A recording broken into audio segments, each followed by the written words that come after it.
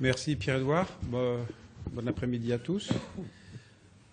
Donc on va parler du pronostic à distance des personnes âgées. Si vous voulez, dans la discussion, on pourrait éventuellement aborder les questions autour des critères d'admission, mais c'est un autre sujet. Sur ce sujet, je n'ai pas de conflit d'intérêts. Alors quand on parle du pronostic, bien sûr, on parle de mortalité, mais il faut savoir mortalité quand par rapport à l'admission en réanimation. Et puis le pronostic, c'est évidemment également le statut fonctionnel, donc l'autonomie, et puis la qualité de vie. On pourrait même ajouter également la charge pour les aidants. Quel impact ça peut avoir sur la société, sur les aidants, quand effectivement une personne âgée survit à son épisode et qu'il faut prendre en charge derrière la personne à domicile. Il y a des échelles qui permettent, comme le ZARIT, qui permettent d'évaluer la charge pour les aidants.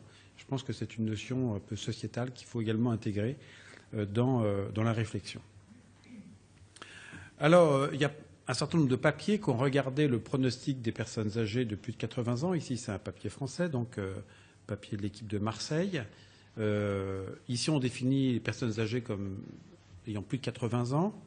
Et on compare la courbe de survie des personnes âgées de plus de 80 ans admises en réanimation à une courbe de survie de la population française de plus de 80 ans, mais non admise en réanimation. Vous voyez que clairement, il n'y a pas photo, il y a une surmortalité et que, vous voyez, il faut atteindre pratiquement 1000 jours pour que les deux courbes soient à peu près parallèles. Donc il y a clairement une surmortalité dans les 2 à 3 premières années qui suivent l'admission en réanimation. Ce papier est assez intéressant parce qu'il dissocie dans le pronostic les malades selon le motif de recours en réanimation, donc les malades de chirurgie programmée, de chirurgie non programmée, les malades médicaux. Et très clairement, on voit que la courbe de survie des patients ici qui ont une chirurgie programmée est bien meilleure que pour les patients qui ont une chirurgie non programmée ou les patients médicaux. C'est simple. Ils ont une chirurgie programmée, ça veut dire qu'ils ont passé les différents filtres de l'anesthésiste, du chirurgien, etc. Et donc, il y a un biais de sélection.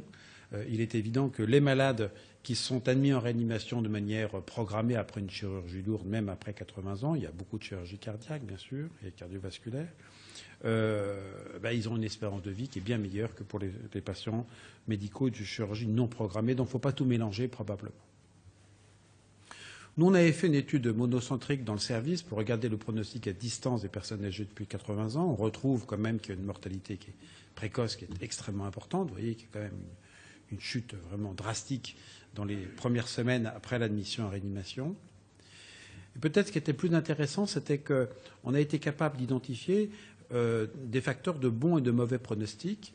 On avait identifié dans l'analyse multivariée 2 facteurs de mauvais pronostic, le fait d'avoir une altération de l'état fonctionnel de base et le fait, c'est un peu une évidence, un truisme, que quand on avait une maladie sous-jacente réputée fatale, avec le score de McCabe, c'était pas bon. Donc on avait effectivement une mortalité de 50% à 3 mois quand il y avait un ou 2 de ces facteurs de risque. En revanche, quand il n'y avait aucun de ces 2 facteurs de risque, on avait une courbe de survie qui était relativement similaire à la courbe de survie de patients âgés, mais non admis en réanimation. Alors il y a tout un débat sur est-ce que quand on est plus âgé, on meurt plus en réanimation. La réponse est quand même clairement oui. Ici, c'est une étude qui vient de sortir, une étude danoise, 50 000 patients, où vous avez 4 courbes de survie, enfin de mortalité, c'est la mortalité qui est exprimée ici. On voit pratiquement pas la courbe de ceux qui ont moins de 50 ans qui est ici, et puis les 50-64 ans, les 65-79 et les plus de 80 ans. Donc clairement, il y a une surmortalité, c'est incontestable, pour les personnes âgées. Plus vous avancez en âge, plus vous décédez.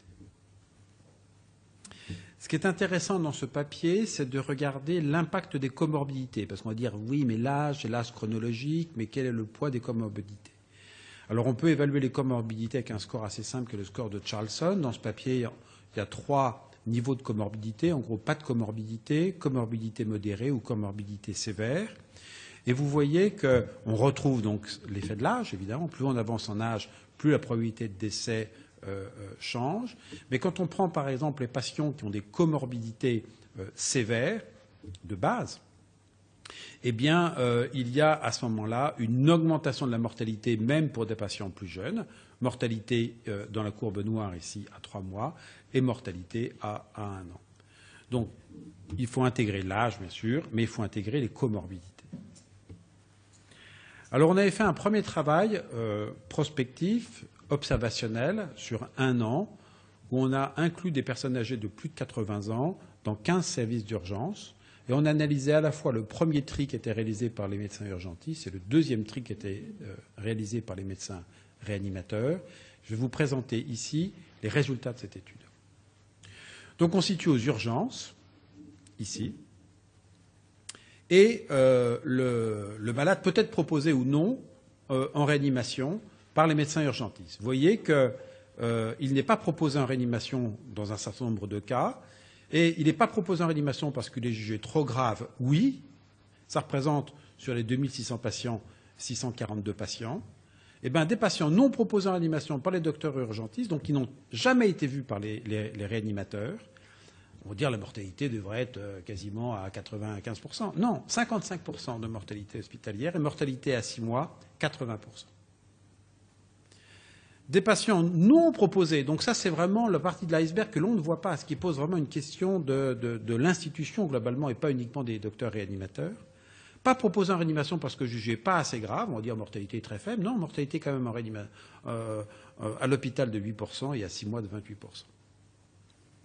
Quand on regarde les patients qui ont été proposés en réanimation, qui ont finalement été admis en réanimation, premier message, sur les 2600, il n'y en a que 316 qui ont été admis, donc 1 sur 8, donc une sélection absolument considérable. Mortalité hospitalière 32%, mortalité à 6 mois en gros 50% pour faire simple. Et l'autre élément qui est intéressant, c'est que parmi les patients qui vont survivre, quand on regarde le déclin de l'autonomie évalué par l'échelle ADL de Katz, il y a un déclin d'autonomie qui est relativement modeste. Peut-être plus intéressant, parce que c'est ça finalement qui doit intervenir dans nos décisions d'admission, c'est de regarder en analyse multivariée quels sont les facteurs prédictifs de décès à 6 mois. Je pense que le bon critère de jugement, ce n'est pas ce qui se passe en réanimation, c'est même probablement pas ce qui se passe à l'hôpital, mais il faut avoir un peu de recul pour juger du bien fondé de sa décision d'orientation d'admission de ne pas admettre. Eh bien, qu'est-ce qu'on retrouve comme facteur prédictif du décès à 6 mois? Je pense que c'est des éléments qui peuvent aider à la prise de décision. L'âge, quand même, donc ils avaient plus de 80 ans, mais ça allait jusqu'à 100 ans. Donc plus dans cette tranche d'âge, on avance en âge, quand même, plus on décède. À l'inverse, le fait d'avoir une autonomie préservée, évaluée par le score ADL, c'était protecteur. À l'inverse, le fait d'avoir un cancer évolutif, c'est-à-dire un cancer avec un traitement, c'était un élément de mauvais pronostic. Un point qui est très important, c'est l'état nutritionnel. Les malades aux urgences n'étaient pas pesés, donc on n'avait pas de BMI. C'était une évaluation au doigt mouillé. Ce patient paraît correctement nourri, paraît un peu dénutri ou cachectique. Et on voit que ça, c'est un élément majeur. Une personne âgée dénutrie, c'est un très très mauvais facteur pronostic. Et puis le fait de prendre des diurétiques, probablement ça traduisait la comorbidité de l'insuffisance cardiaque sous-jacente. Au passage, vous voyez que la démence n'apparaît pas du tout comme facteur pronostic à 6 mois.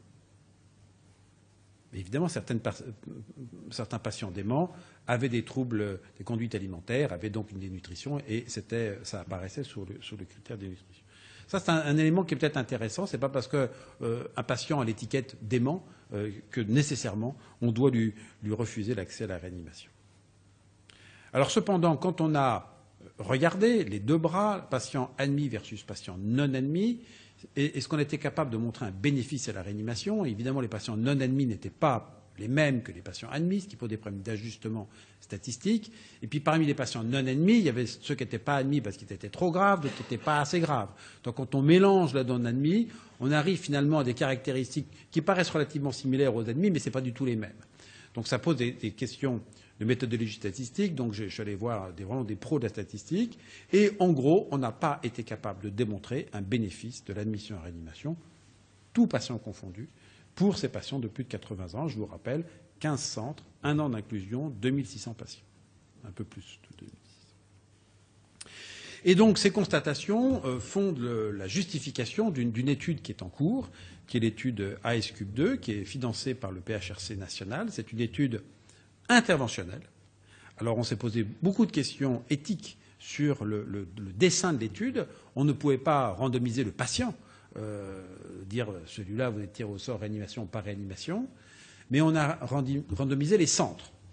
On a considéré, au vu de notre première étude, qu'il n'y avait pas de perte de chance globale à admettre ou de ne pas admettre en réanimation, et que donc certains services pouvaient faire comme d'habitude, standard care, comme d'habitude, et d'autres services, pour les patients jugés bons candidats, c'est-à-dire pas dénutris, une autonomie relativement préservée, pas de cancer évolutif, tout devait être mis en œuvre pour que ces patients, s'ils avaient une défaillance vitale, devaient être admis en réanimation. Donc on doit inclure 3000 patients, on en a inclus un peu plus de 2000, on a notre réunion investigateur demain. Ce qu'on peut dire, c'est que dans les centres intervention plus, c'est-à-dire où tout doit être mis en œuvre pour qu'ils soient admis en réanimation, on a à peu près, pour les bons candidats, un taux d'admission en réanimation de 70%. Et pour l'autre bras, on a un taux d'admission qui est inférieur à 40%. Évidemment, je n'ai pas les données de mortalité. Les données sont regardées par ailleurs de manière indépendante et on nous dit qu'il faut continuer l'étude. Donc ça, je pense que c'est intéressant parce que c'est la première étude interventionnelle qui va permettre de voir si, oui ou non, sur une population ciblée, on est capable de montrer un bénéfice de la réanimation. Alors tout ce que je vous ai montré, c'est des données, en gros, à 1 an, à 3 ans.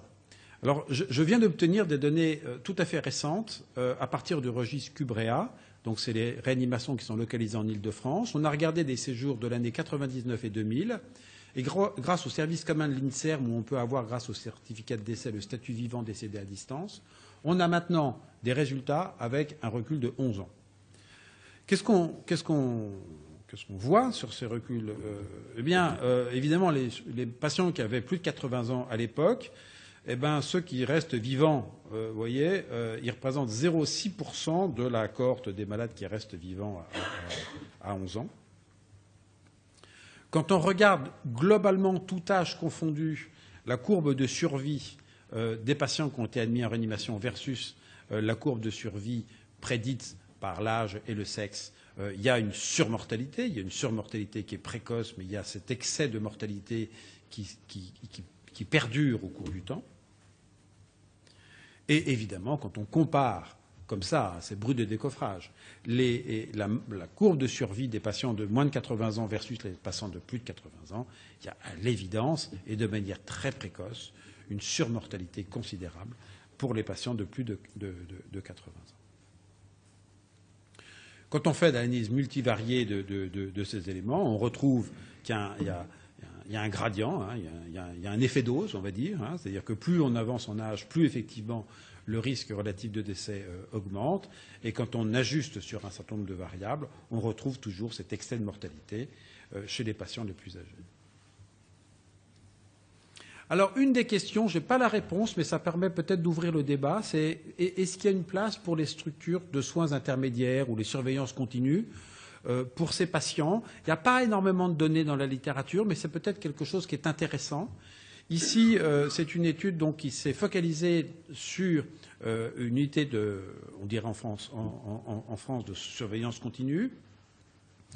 On regarde effectivement la distribution d'âge dans ces unités et on voit une notion qu'on a retrouvée, nous, en réanimation, c'est que la durée de séjour dans ces unités de surveillance continue est plus courte pour les patients âgés que pour les patients moins âgés, on va dire plus jeunes, ce qui pose la question de l'intensité thérapeutique et peut-être prend-on plus précocement ou plus souvent une décision de limitation de soins pour les personnes âgées. Est-ce qu'on a raison ou pas raison? Ça, c'est une autre question. De la même manière, la durée de séjour à l'hôpital. Ils sont moins réadmis, c'est-à-dire qu'en gros, voilà, ils ont une chance, est-ce qu'ils doivent en avoir plusieurs? Et puis on retrouve toujours cette surmortalité, même dans une unité de soins intermédiaires. Vous voyez, 13% de mortalité dans une unité de soins intermédiaires, alors qu'on a une mortalité de l'ordre de 5% pour les patients de moins de 65 ans. Et quand on regarde dans ce papier les facteurs prédictifs de mortalité, on retrouve toujours la même chose. Les facteurs prédictifs de mortalité pendant le séjour en unité de surveillance continue, ben c'est la gravité. Plus vous êtes grave, plus vous mourrez. Et puis quand on regarde les facteurs prédictifs de mortalité, vous voyez, 2 ans après la sortie, eh ben on retrouve comorbidité et âge. Alors, la deuxième partie, c'est l'évaluation qualitative de la survie. Je vais aller un peu plus vite. Bon, c'est clair que là encore, il y a un gradient d'âge. Ici, c'est un papier qui n'est pas centré sur la réanimation, mais sur une population tout venant hospitalière. Plus vous avancez en âge, plus vous avez des altérations de base avant d'être admis, plus vous en avez en cours de séjour, et plus vous avez du mal à récupérer au décours du séjour. Je vais peut-être aller assez vite. Et ici, c'est intéressant, c'est de regarder en bas, vous voyez, 1 mois après, 3 mois, 6 mois, 12 mois après, selon l'état dans lequel vous étiez au moment où vous êtes sorti de l'hôpital. Est-ce que vous êtes sorti à votre état de base ou est-ce que vous êtes sorti alors que vous étiez dégradé par rapport à votre état de base?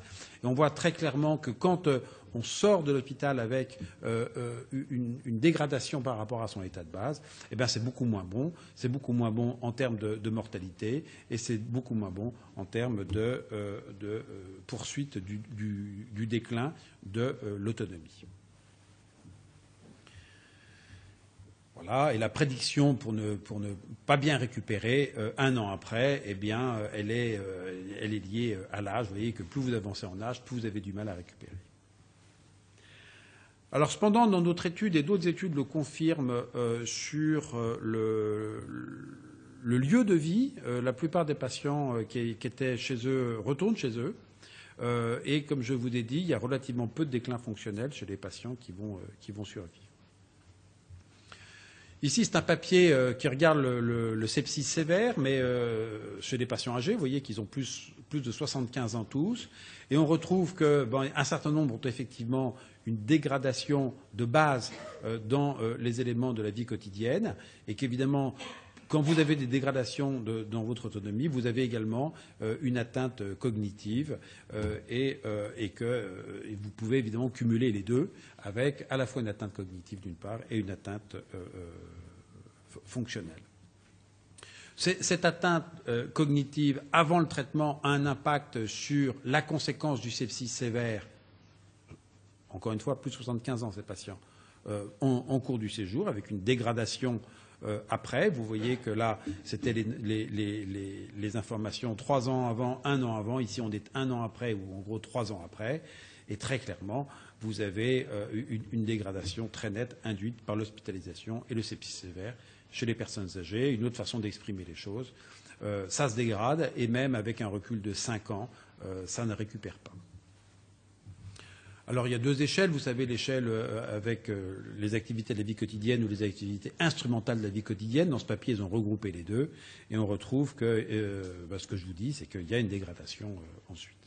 C'est vrai aussi pour la pneumonie.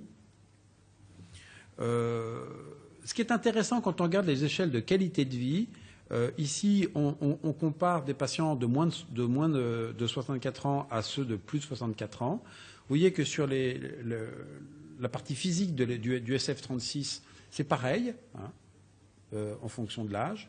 12 mois après, c'est pareil, et d'ailleurs, ça s'améliore que très, très modestement. Et ce qui est intéressant, c'est que sur le composant mental, eh bien, c'est beaucoup mieux chez les personnes plus âgées que chez les personnes plus jeunes. Donc, vraiment, ça renvoie à, il faut que ce soit le patient lui-même qui réponde à ces questionnaires de qualité de vie. Et deuxièmement, il faut considérer la partie physique et la partie psychique. Et parfois, il y a un décalage entre les deux. De l'extérieur, on a envie de dire, oh là là, mais quelle qualité de vie il doit avoir. Et finalement, il code sa qualité de vie pas si mal. On retrouve ça également dans ce papier. Donc, en conclusion, les prédicteurs de mortalité chez les patients âgés, c'est le grand âge, quand même. Les séjours médicaux, la chirurgie non programmée, cancer et comorbidité, dénutrition, l'autonomie de base.